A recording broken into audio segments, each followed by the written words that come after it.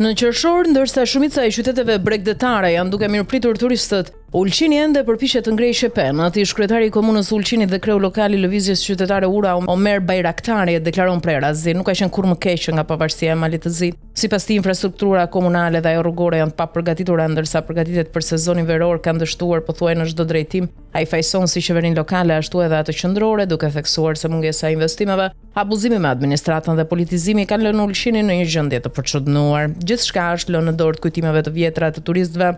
Nuk ka plan, nuk ka organizim. Situata me Muhamet Alabar nuk mund të jetë justifikim, thekson Bajraktari. Skandali me plazhet dhe largimi Alabar. Kompania e miliarderit Alabar, e cila kishte fituar të drejtën për menaxhimin e 9 plazheve përmes tenderit, ka njoftuar dorëheqjen nga 7 prej tyre. Tani ato pritet të kalojnë sërish te koncesionarët e mëparshëm, por me garanci bankare që fillimisht ishin marrë përsipër nga Alabar. Situata ka lënë shumë plazhe pa kontrata të qarta, pa pajisje, pa higjen minimale. Ulqini pa vizion turistik, qyteti në mëshirë të fatit. Gani Resul Begovic, pronari i hotelit Palata Venezia, kritikon ashpër autoritetet, rrugë të shkatruara, mungesë fuqie punëtore, mungesë fluturimesh dhe një turizëm që po shembet vet, ndërkohë që Ulqini ka të gjitha kushtet për të qenë lider kombëtar dhe rajonal. Ai shton se asnjë aktivitet promovues serioz nuk është zhvilluar nga komuna dhe se edhe zona e vjetër e qytetit, me potencial të madh kulturor, mbetet e pazhvilluar për shkak të mungesës së qasjes dhe investimeve. Edhe hotelet më moderne si Olea, që punësojnë 10 vendas dhe paguajnë taksa rregullisht, ankohen për mungesën e kanalizimeve funksionale, ujësjellës të dëmtuar dhe tarifa të larta për shërbime që nuk ofrohen.